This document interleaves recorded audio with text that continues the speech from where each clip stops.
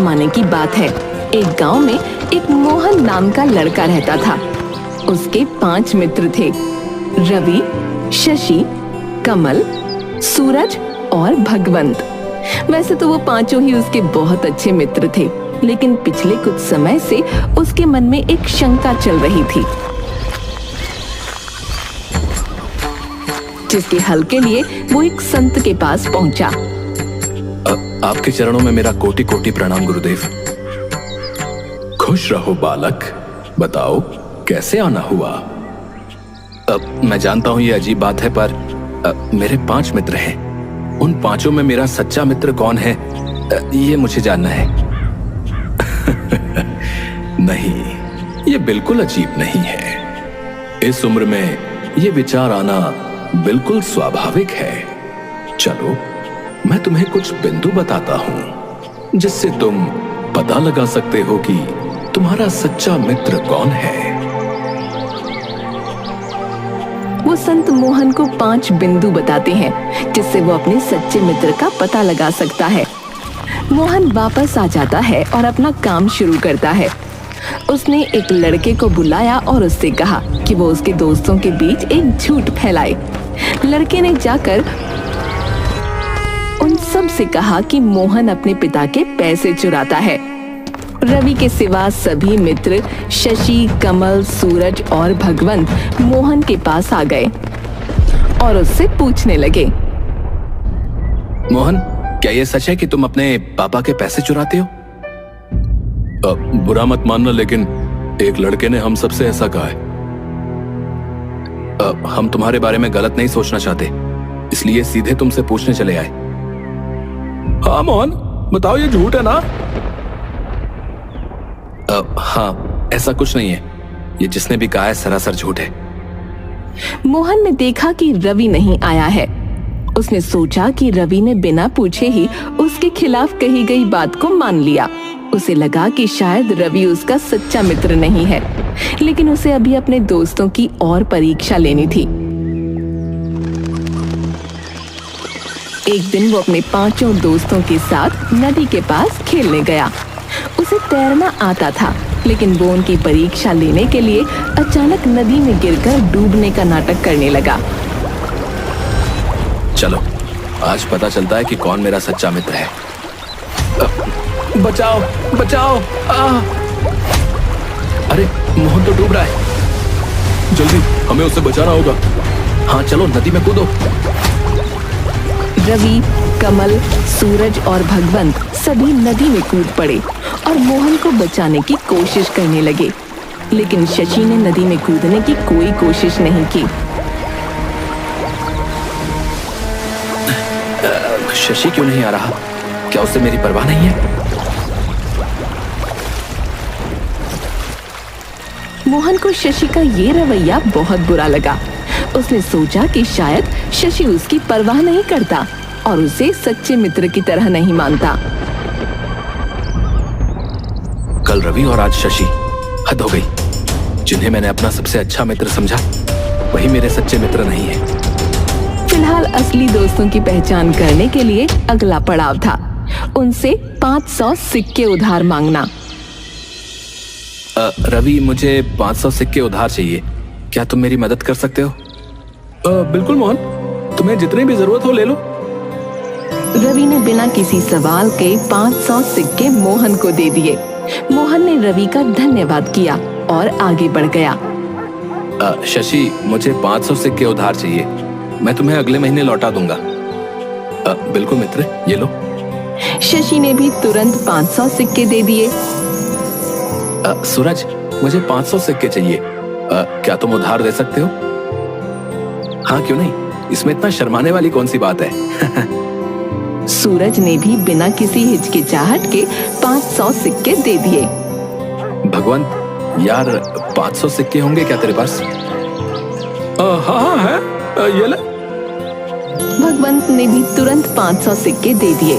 अब अंत में मोहन कमल के पास पहुंचा। कमल, मुझे 500 सिक्के चाहिए। क्या तुम उधार दे सकते हो? अब 500 तो नहीं, 50 है, ये रख लो। पर मुझे बहुत जरूरत है। लेकिन यार मेरे पास बस 50 ही है बस। मोहन को कमल की ये कंजूसी बहुत बुरी लगी। उसने सोचा कि कमल शायद सच्चा मित्र नहीं है, क्योंकि उसने जरूरत के वक्त पूरी मदद नहीं की। अब सच्चे मित्र की अगली परीक्षा के लिए उसने एक लड़के से कहा कि वो उसके दोस्तों तक उसकी झूठी दुर्घटना की खबर पहुंचाए। लड़के ने ऐसा ही किया।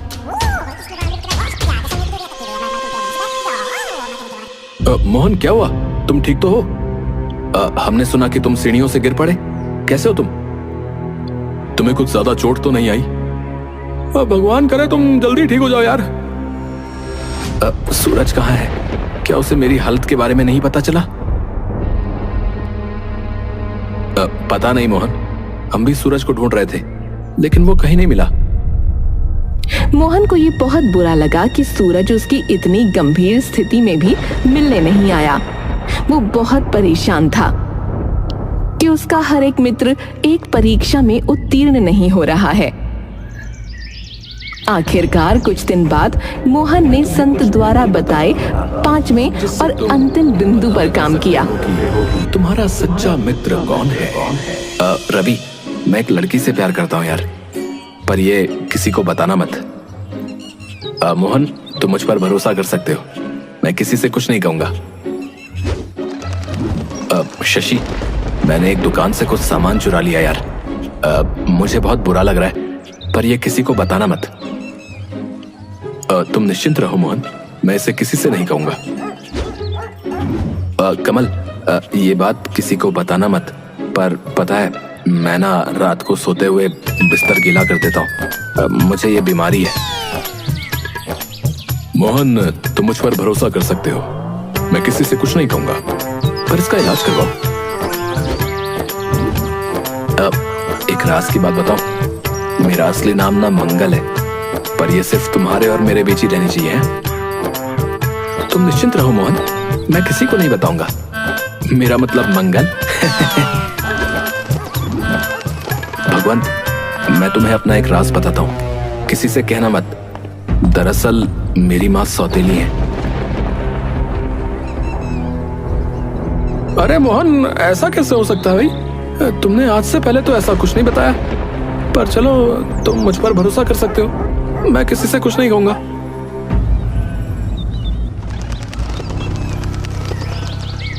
कुछ दिन बाद मोहन जब रास्ते से जा रहा था तो उसे एक लड़का मिला और वो बोला, क्या बात मोहन, सुना है तुम्हारी माँ सौतेली है? मोहन को बहुत बुरा लगा और उसे समझ आ गया कि भगवंत ने उसका राज खोल दिया। संत के बताए 5 बिंदु पूरे हो चुके थे, पर उसके कुछ समझ में नहीं आया कि उसका सच्चा मित्र कौन है। इसलिए वो संत के पास पहुंचा और उन्हें पूरी बात बताई। आपके चरणों में मेरा कोटि कोटि प्रणाम। मैंने आपके बताए 5 बिंदुओं का पालन किया और अपने दोस्तों की परीक्षा ली, लेकिन हर एक परीक्षा में एक मित्र अनुत्तीर्ण हुआ। अब मैं कैसे पता लगाऊं कि मेरा सच्चा मित्र कौन है? कुछ समझ में नहीं आ रहा। संत कुछ बोल पाते उससे पहले ही मोहन के सभी मित्र वहां आ पहुंचे। हम बताते हैं कि सच्चा मित्र कौन है।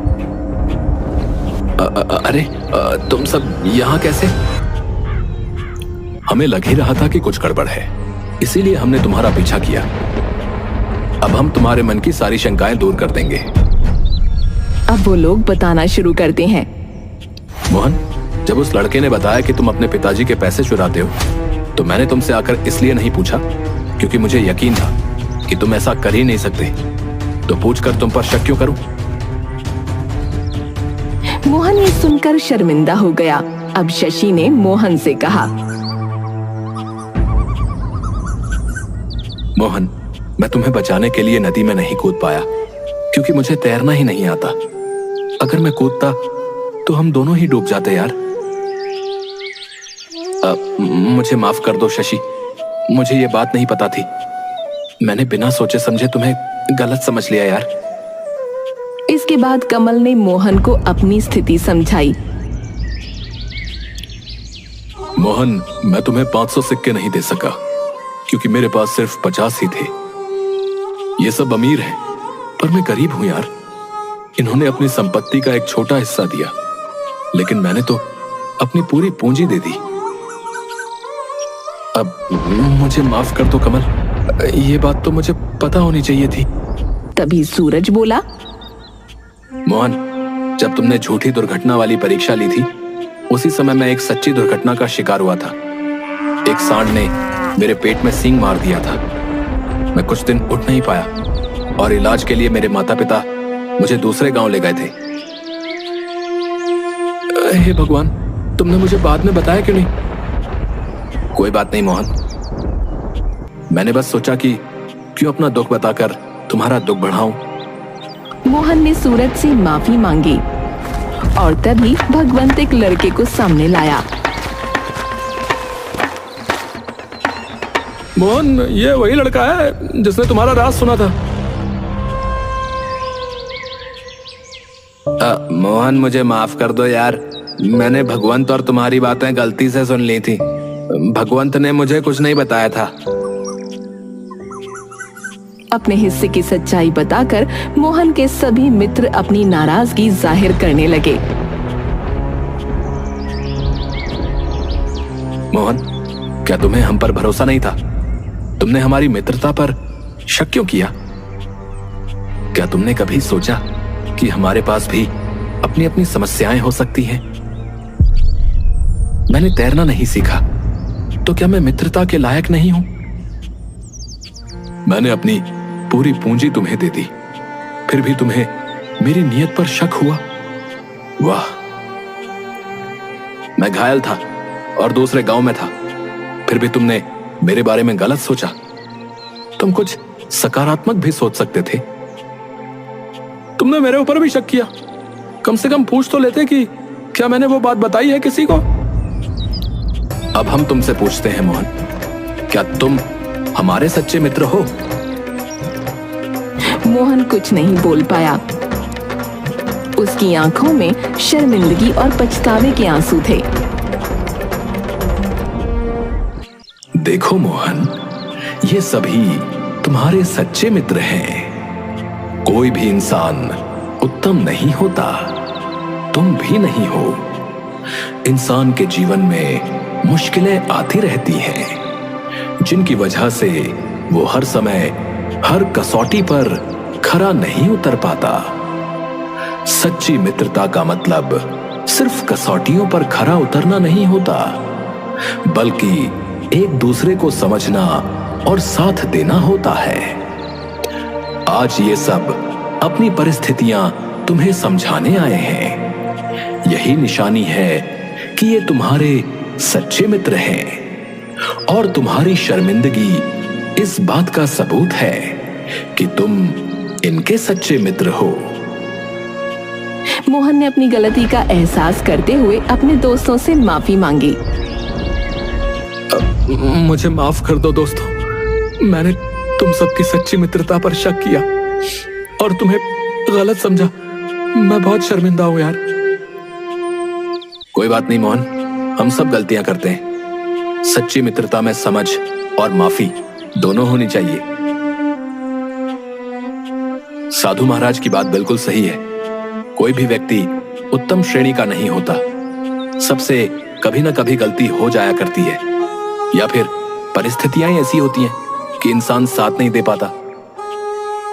हमें एक दूसरे को माफ कर देना चाहिए। हम तुम्हें माफ करते हैं मोहन, और तुम हमें माफ कर दो। मित्रता का मतलब ही एक दूसरे पर विश्वास करना है। हमारी मित्रता पहले से भी मजबूत हो गई है। अब सब कुछ भूल जाओ, जो हो गया सो हो गया। मोहन को अपनी गलती का एहसास हुआ और उसने सच्ची मित्रता का मतलब समझा। सभी मित्र हंसते हुए एक दूसरे के साथ समय बिताने लगे। उनकी मित्रता अब पहले से भी ज्यादा मजबूत और गहरी हो गई थी।